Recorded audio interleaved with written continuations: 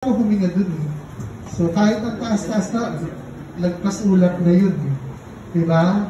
So mas mataas pa tayo sa Everest. Pero tayo nahirapin huminga kasi pressurized. So, ambient pressure is equivalent to 1,800 meters of altitude. 1,800. Nabibigay ka, pero yung oxygen pressure okay lang. Kasi, nabibigay ka, taas ng pressure sa nung mga ka para mag-equalize ang pressure dun sa tenga mo. May eustachian tube ka, mga ka. Kaya lang, be careful, mag-face mask. Naka-bad breath ka.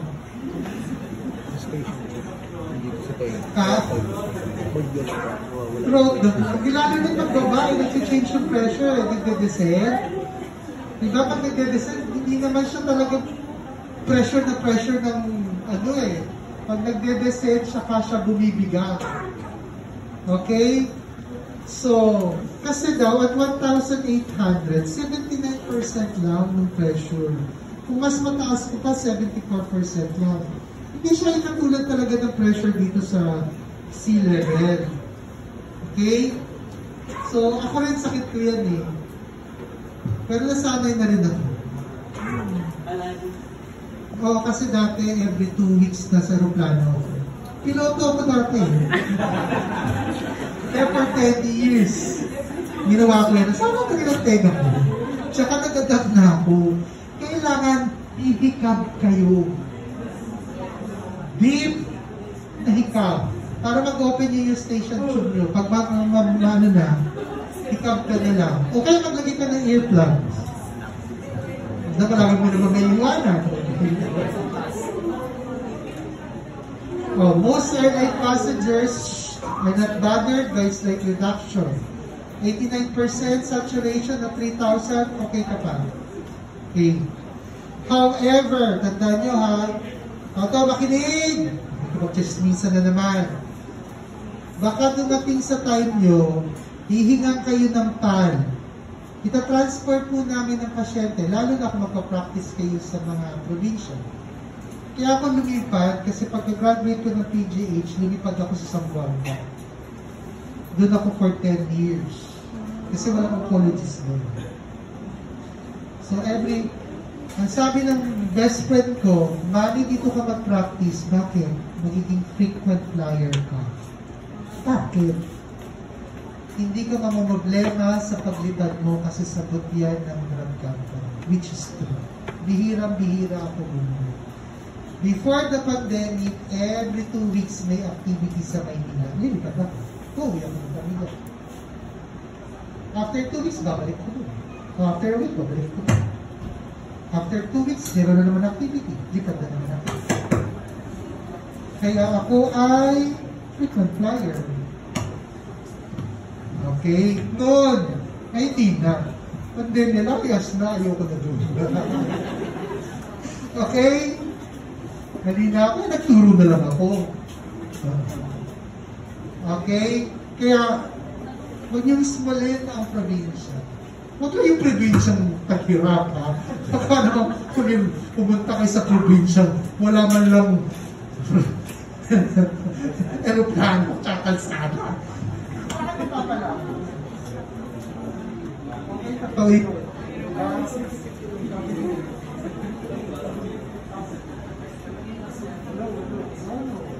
Hello? Sabi nila, ako daw pinalalayas ko kayo.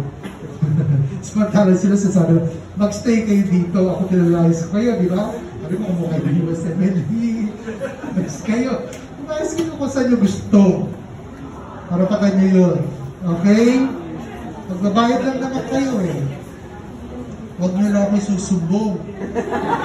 Kung yung first year, first batch, sinumbong ako. Okay? Bakit? Hindi ko nakatan nila yan. Dok Manny, ayaw nga namin sila discourage na namin. Ikaw, pinapupunta mo doon sila. Oh, sige lang. Pag-iismalin ang probinsya. Lalo na kung kayo lang yung subspecialist doon. Hindi naman lahat makakalayas.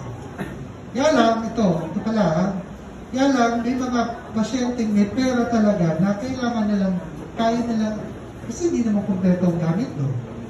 So, lilipad yung pasyente. Hihingan kayo ng clearance ng PAN. Magtatanga ka nga. Ano hindi naman yan? Hello! Bagay yung problema ng pasyente mo. So, sabihin mo, tignan mo ha, tignan mo na lang yung pressure. 79% to 74% lang ang kaya i-provide ng aeroplano nyo. Ha? Eh, COPD pasyente, no. Pupunta ng Maynila. Tapos bibigyan yung clearance. Nasa gitna. Nahihirapan huminga. Pwede naman sabihin nyo, provide oxygen or provide doctor sa flight. 1 million yun. One way. Hindi 1 million sa plane. Pag nakahiga ang pasyente going out from Zamboanga to Manila, 1 million. Sa aeroplane, kasama yun. Ewan sa doktor, di ba? Never mo sumama.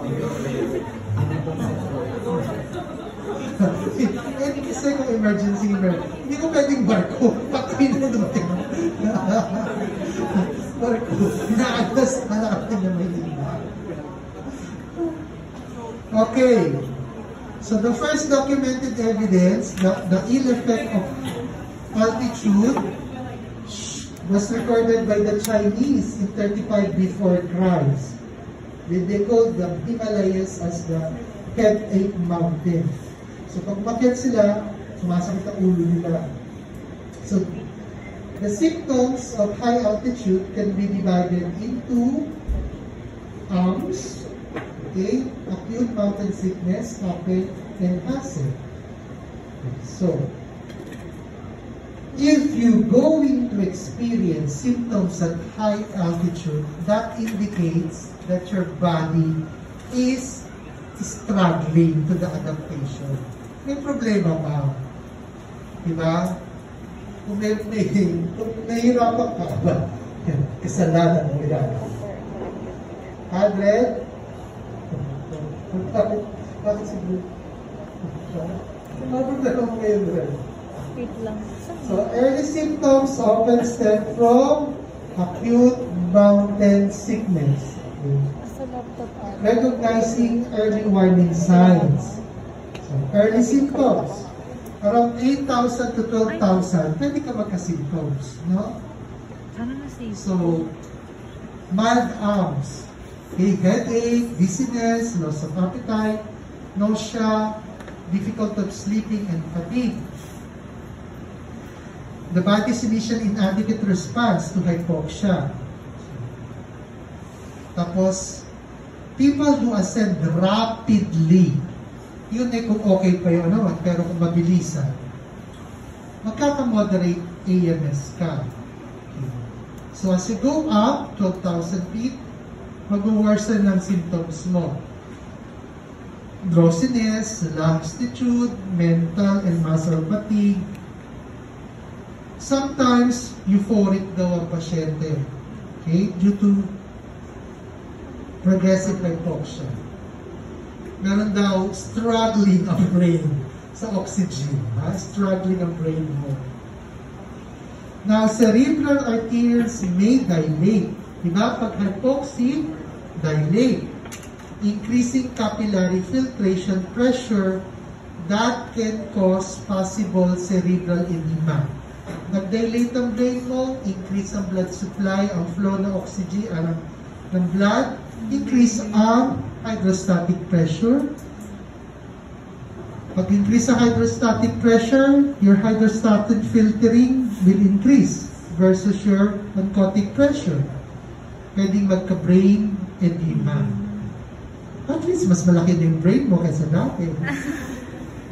Okay, develops within the first day, 8 to 24 hours after arrival and lasts for 3 to 8 days. Prophylactic treatment, you can give acetazolamide, a carbonic anhydrase inhibitor. Carbonic anhydrase converts your bicarb plus your, ano ba?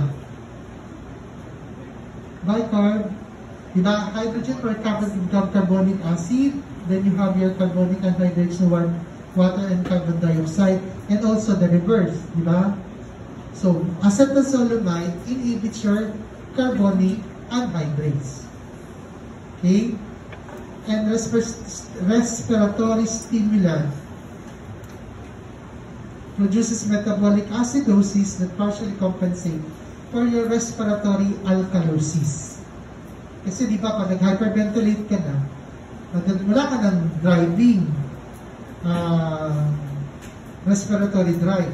Okay, the primary problem is hypoxia, probably have two causes, progressive, more severe cerebral edema, pulmonary edema. Okay, so what happens? Hypoxia leads to hypoxic pulmonary vasoconstrictor. Tatandaan niyo yung usapan natin dati, turns increase your total pulmonary vascular resistance. Vascular resistance increases your capillary pressure, and then your transudation, lalabas ang tubig, magkakaroon ka ng edema. Okay, halting the descent. Huwag ka na makyat. Waiting to uplift. Or, dahan-dahan. Pag-akit mo ng konti, mag-acclimatize ka doon. After acclimatization, akit ka ulit ng konti. Hindi mo na, sila Garducci, kilala niyo si Garducci? Si Rowley, saka sila may kalaban niya, nagpunaan sila sa Mount Apo, Mount Everest, di ba? Hindi naman sila, nag-space station sila, hindi sila, akit, so kaya ng helicopter. Di ba? Dahan-dahan na akyat, hindi sila basta-basta akyat na akyat. Dexamethasone relieves symptoms kasi dexamethasone decreases inflammation, edema. Okay?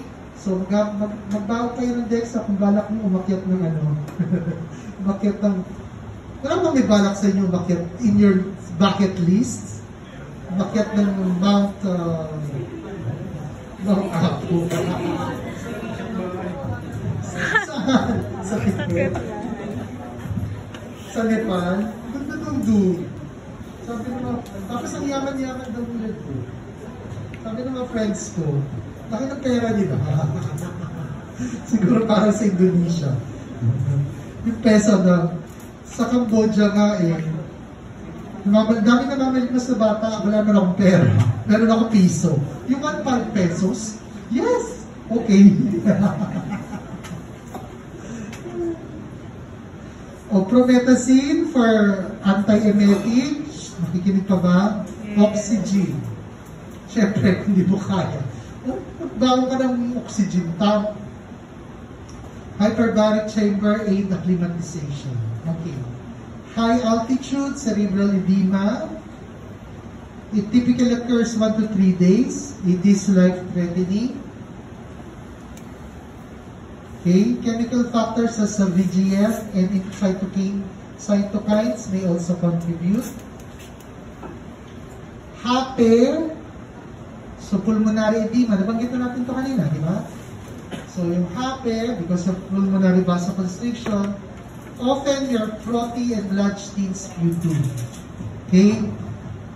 Tandaan nyo to, pag may pasyente, umubo, makinig ha, hindi lang dito, umubo. Sabi ng pasyente, Dok, umubo ako ng may dugo. Tanungin nyo, bakit? Kung ang dugo ay galing sa lalamunan niya, sa sikmura niya, tapos inubo niya, paano niyo malalaman kung galing sa tiyan o galing sa baga? Tandaan nyo, kung galing sa baga yan, first, frothy yan. Kasi may hangin yan. Okay, tanongin mo, may bula po ba yung dinura ng dugo?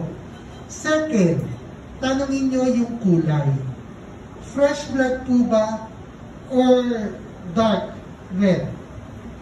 Kasi kung galing sa baga yan, fresh blood yan. Bright red yan. Compared kung sa GI, may acid na yan eh. So magka-brown, magka-dark red na yan. Malinaw ba? Yan yung mga natututunan nyo sa clerkship, internship. Ha? na wala din sa libro. Pero nasa libro nyo ng internal medicine. So, pag umupo yung mga may hape, blood pinch, frothy yan. Kasi may hangin kasama yan. Galing sa baga. Okay? Develops within 2 to 5 days of exposure, especially after rapid ascent.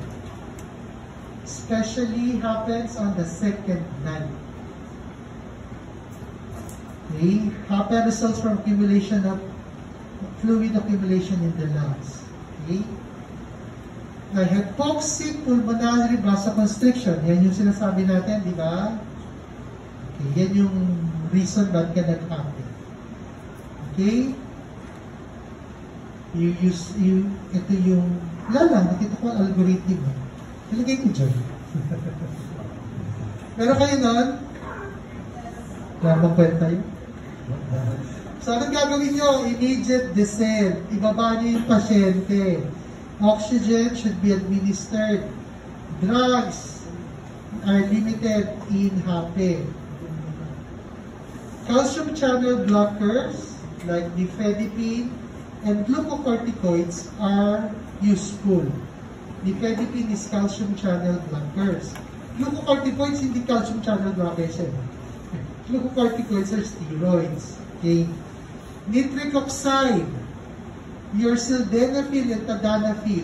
Yung sildenafil, di ba yung mga nurse alam yung sildenafil tsaka pharma? Ha? PDE5 inhibitors. So, for erection problem. Okay? Yung sildenafil, that's Viagra. Yung Viagra na yan was invented for pulmonary hypertension. Anong gagawin yan? I-increase na yung vasodilation, magpa-vasodilation. Ang nakita nila, pati yung penile, nagpa-vasodilate din. Kaya nagkaka-erection. Okay? So, naging success. Ginagamit ko to for pulmonary hypertension. Pero mas popular siya for erection, ED. So, nitric and sildenafil have been tested but results not confirmatory but can be given off-label. Pag sinabi natin sa medicine, off-label, Doc, pwede mo itong gamitin off-label. Ibig sabihin nun, pwede mong gamitin, kaya lang hindi nasa libro. Okay? Let's say, for example,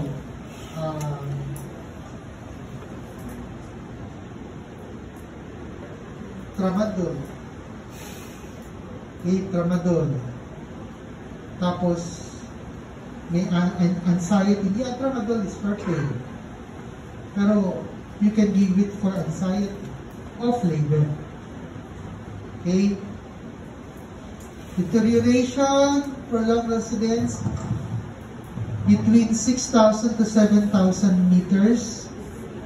It will lead to weight loss, anorexia, listlessness after several weeks. Above 7,500, the effect of deterioration become apparent more rapidly over several days. Okay? Although it's possible to survive for a week or more at altitude of 8,000 meters. Nagpas Mount Everest na to, di ba? 29 feet lang ang Mount Everest. Without supplementary oxygen. Okay. Mongus disease, chronic mountain sickness, occurs in long-term residents at high altitude after several decades in Andes and in Central Asia. They will, because of what yung pathophysiology sinabi ko kanina, hindi ko na ulitin, syempre, this patient will have headache, polycythemia, lassitude, cyanosis, finger clubbing. Finger clubbing, yung naka-bulge yung mga, yan. Ano yun? Anong tinatest mo dyan? Hindi, black window. Shamrock's window. So, kung may clubbing yung pasyente mo, remember, ano sabi natin, kaya nakain si Torres? you have angiogenesis. Tama? Na-activate ang iyong hip. Na-activate ang VGF. Magka-angiogenesis ka. Dito, sa mga fingers nyo, magka-angiogenesis. So, pag nag-angiogenesis, tatambok yan. So, pag tumambok yan, you call that clubbing. Hindi ba din ha? Clubbing. Tapos, paano mo malalaman may clubbing? Pag didikitin mo yan, titignan mo kung may Shamrock's window. Or, titignan yung angle. You call that the Levine angle. Okay, dapat may angle para to produce that window. Dapat may butas. Pag wala, may clubbing kayo. Pag di nyo mapagdikit yan, clubbing yun. O, sino may clubbing?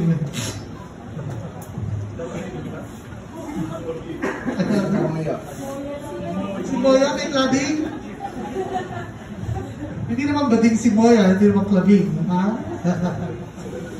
Okay, chronic mountain sickness is gradually progressive.